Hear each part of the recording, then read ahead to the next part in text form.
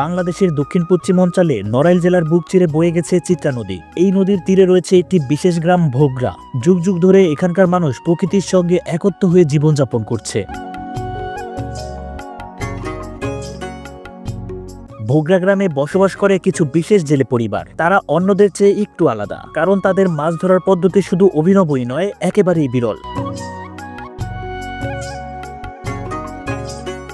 এই গ্রামের জেলেরা মাছ ধরতে ব্যবহার করেন একটি বিশেষ বন্যপ্রাণী ভোঁদর। প্রশিক্ষিত ভোঁদর নদীর গভীরে গিয়ে মাছকে তাড়িয়ে জেলের জালে ঢুকিয়ে দেয় এবং কিছু মাছ মুখে করে উপরে নিয়ে আসে।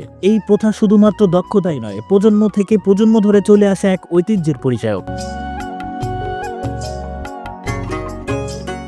ভোঁদরের সঙ্গে এই সহযোগিতা কেবল মাছ ধরার জন্যই নয়, এটি একটি জীবনযাত্রার অংশ। তবে আধুনিক প্রযুক্তি আর পরিবর্তনের যুগে এই পদ্ধতি আজ বিলুপ্তির মুখে।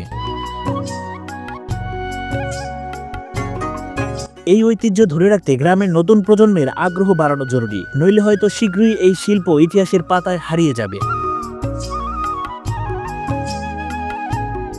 ভোগড়া গ্রামের জেলেদের এই গল্প শুধু মাছ ধরার নয়, এটি প্রকৃতির সঙ্গে এক অনন্য মেলবন্ধনের গল্প।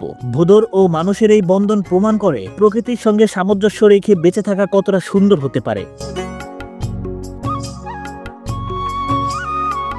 ভোগড়া গ্রামের ভোঁদর আর জেলেদের এই জীবন কাহিনী আমাদের মনে করিয়ে দেয় প্রাচীন ঐতিহ্য আর প্রকৃতির সুরক্ষায় আমাদের দায়িত্ব কতটা গভীর।